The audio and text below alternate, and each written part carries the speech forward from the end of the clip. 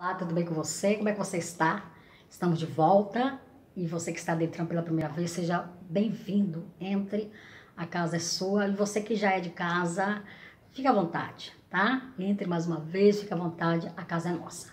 Hoje nós vamos estar falando sobre a síndrome do pânico, isso mesmo. Mas antes de nós seguirmos em frente, por gentileza, não deixe de deixar o seu like. E você que ainda não é inscrito no nosso canal, se inscreva. E compartilhe esse vídeo para que outras vidas sejam alcançadas através desse conteúdo, tá certo? Vamos lá? A síndrome do pânico. A síndrome do pânico é um dos tipos do quadro de ansiedade. Então, por conta disso, antes de nós adentrarmos propriamente dito no conteúdo de pânico, nós vamos estar falando ou tecendo algumas considerações acerca da ansiedade. Você sabia que o Brasil está em primeiro lugar no ranking mundial como sendo o país mais ansioso, onde tem as pessoas mais ansiosas do mundo? Isso mesmo, infelizmente nós estamos nos despontando nessa estatística. Existe outra estatística também que diz que a ansiedade é um dos 3 motivos pelo qual mais as pessoas são afastadas do trabalho. Então, a ansiedade ela precisa ser realmente considerada como uma situação séria e o nosso olhar deve ser um olhar cada vez mais apurado em relação a ela, tá? E o que seria a ansiedade? A ansiedade é um mecanismo de defesa do nosso organismo. Todo ser humano nasce com ansiedade. Então, existe a ansiedade considerada normal, é essa ansiedade que serve como uma defesa para o nosso organismo. A ansiedade normal é aquela que nós sentimos um medo, insegurança, toda vez que nós estamos diante de uma nova situação, que nós vamos enfrentar uma situação diferenciada, como por exemplo, quando você vai fazer um concurso público, quando você vai participar de uma prova de Enem, do vestibular, até de uma entrevista de trabalho, você sente aquele calafrio, não é? Pelo corpo, a sudorese, a mão gelada, a mão suada, não é isso? Aquela taquicardia, né? Você sente aquela falta de ar, parece que você está faltando ar, não é? Então, existem esses sintomas que o nível o nível da ansiedade é que define se ela é uma ansiedade normal ou uma ansiedade patológica. Essa ansiedade que a gente costuma sentir, ela é normal, não é? Todos nós sentimos diante de uma situação diferenciada, né? De uma situação nova. Agora, a partir do momento que a ansiedade ou os sintomas da ansiedade passam a comprometer o nosso desempenho, né? A nossa vida acadêmica, a vida profissional e a nossa relação social, aí sim já se passa a ter um olhar diferenciado em relação a essa ansiedade, porque ela pode estar se direcionando a uma ansiedade patológica, tá? A pessoa está entrando num processo de adoecimento. Então, nós vamos estar falando alguns tipos de ansiedade. O primeiro tipo de ansiedade é a síndrome do pânico. A síndrome do pânico é um dos tipos de ansiedade. Nós temos a fobia social, nós temos a fobia específica, nós temos o TOC, que é o transtorno obsessivo compulsivo, nós temos o TAG, que é o transtorno de ansiedade generalizada, e o estresse pós-traumático. Em outros vídeos, nós vamos estar falando sobre especificamente cada um desses transtornos, tá? Que fazem parte do quadro de ansiedade. Mas nesse vídeo, especificamente falando, nós vamos estar falando sobre a síndrome do pânico. Então, o que seria a síndrome do pânico? E qual a diferença da síndrome do pânico e da ansiedade propriamente dita? Bem, a ansiedade, nós falamos, né? Ela tem o seu quadro de normalidade.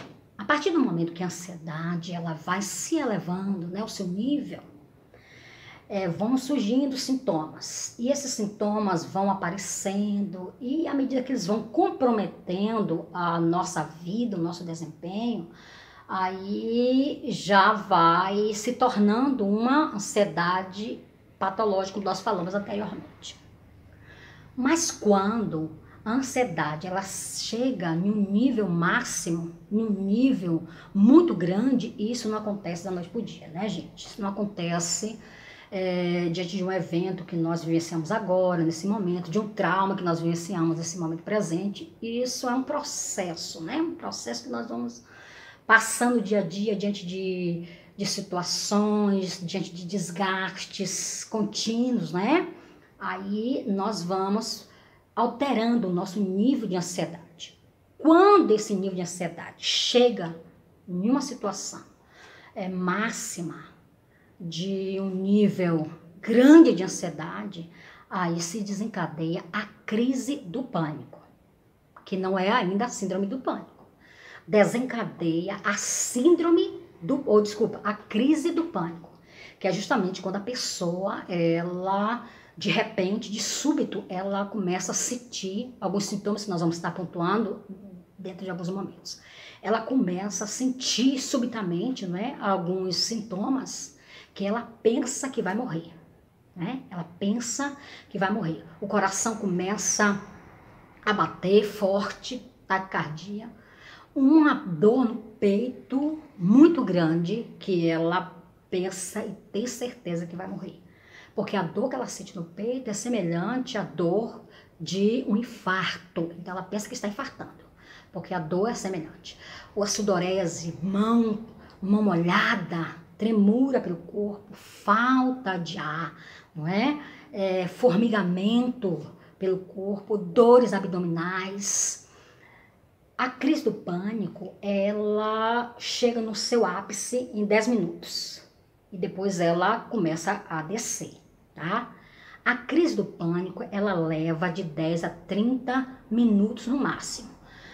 Esse é um quadro considerado típico, mas existe também situações em que pessoas experimentam uma prolongação maior, além dos 30 minutos da crise do pânico. Mas o normal é esse. A crise chega no seu ápice em 10 minutos, mas depois ela começa a regredir, ela começa a decair, tá? A pessoa que está tendo uma crise de pânico, ela pensa que realmente ela vai enlouquecer, tem aquele sentimento de enlouquecer, porque ela começa a perder o controle de si, não é? Porque aquela crise é algo que é involuntário, ela não tem controle nenhum sobre aquela situação, sobre aqueles sintomas, não é? Então, é por isso que nós não podemos chegar para uma pessoa que está tendo uma crise de pânico e dizer só calma, calma, calma. Porque normalmente ela vai ficar mais nervosa ainda, porque é algo involuntário. É algo que está além do que ela pode fazer por si mesma, né? O que pode se fazer neste momento de uma crise de pânico? Quais são as medidas que a própria pessoa pode tomar e aquelas pessoas que estão em torno dessa pessoa podem estar tomando? Nós vamos estar falando acerca disso, mas antes disso eu gostaria de falar sobre a diferença entre a crise do pânico e a síndrome do pânico propriamente dita. Então, quando a ansiedade chega a um nível muito elevado, o máximo da ansiedade, né, o estresse muito elevadíssimo, então a pessoa passa a ter essa crise, né? Ela tem essa crise de pânico. Tudo bem, ainda não é a síndrome. A síndrome não se instala simplesmente porque a pessoa teve uma vez uma crise de pânico. Mas com a recorrência dessas crises, à medida que essas crises vão sendo repetidas, aí se transforma em uma síndrome, tá? Por isso que é muito importante, quando a pessoa ela tem a primeira crise, ela comece logo a procurar uma unidade de saúde, procurar um profissional para que possam orientá-lo da melhor maneira possível. Mesmo porque, quando a pessoa tem a crise pela primeira vez, normalmente, como ela pensa que está morrendo, que está infartando, ela vai correr mesmo para uma unidade de saúde, tá? O normal acontece isso. A pessoa não morre com a crise de pânico. Não morre. Tá? Ela pensa que vai morrer, mas ela não morre. Os sintomas fazem com que ela acredite que vai morrer, mas ela não vai morrer, né? Os estudos apontam, as pesquisas apontam, né, que nenhuma pessoa ela morre com a crise do pânico, mas À medida que ela vai tendo várias crises de pânico, o adoecimento vai se instalando cada vez mais, não é isso? E pode desencadear outras doenças. E o quadro pode aumentar mais ainda, né? O quadro pode aumentar de adoecimento e até a pessoa pode se tornar cada vez mais deprimida, tá? Então, essa é a diferença entre a crise do pânico e a síndrome do pânico. Algumas pessoas me perguntam, né? Qual a diferença da crise do pânico e da síndrome do pânico? Tá? Entenderam? Então, vamos lá. Então, o que nós podemos fazer para contribuir com a pessoa quando ela está tendo uma crise de pânico? Primeiro, se ela está no trabalho, ela não precisa sair do trabalho para que passe aquela crise. Se ela está no shopping, ela não precisa sair do shopping, ela não precisa sair de uma loja, né? Ela não precisa se deslocar do lugar onde ela está para que ela possa estar tendo o alívio daqueles sintomas. Ela não precisa. Porque os sintomas, eles vão desaparecer. É só a pessoa relaxar um pouco, ter calma, que o sintoma vai desaparecer. Como ele veio de súbito, né? Ele chegou, da mesma forma ele vai desaparecer. Ele vai indo, vai desaparecer. E vai indo, desaparece. Por que é importante que a pessoa não saia do lugar onde está? Porque se ela sair daquele lugar onde está, ela vai associar que o sintoma desapareceu porque ela saiu do lugar. Então, toda vez que ela tiver aquela crise, ela vai querer sair de um lugar, pensando que esse foi o motivo, ou será o motivo pelo qual a crise vai desaparecer. Não, onde ela estiver, o sintoma vai desaparecer. O que nós podemos pedir para a pessoa é que ela respire, muito importante, não é? Ela respirar, né? Respira, inspira com calma, respira, não é? Com calma e inspira com calma, né? À medida que ela vai fazendo o processo da respiração, ela vai se acalmando, né? E à medida também que os sintomas, eles vão diminuindo e vão desaparecer. Se você conseguir dar um copo com água para a pessoa, você vai dar um copo com água para a pessoa vai tomar água, e isso vai fazer bem, porque ela tomando água, ela vai conseguir fazer xixi, não é? Ela vai conseguir eliminar o xixi, isso vai fazer bem para o organismo dela. Mas se não, você só tem que segurar a mão dela, mostre para ela que você está com ela, não é? E que vai dar tudo certo. Só espera ela se acalmar aos poucos, não é? E espera aquele sintoma desaparecer. E não adianta falar para ela assim, olha, você não tem nada, não está acontecendo nada. Não adianta.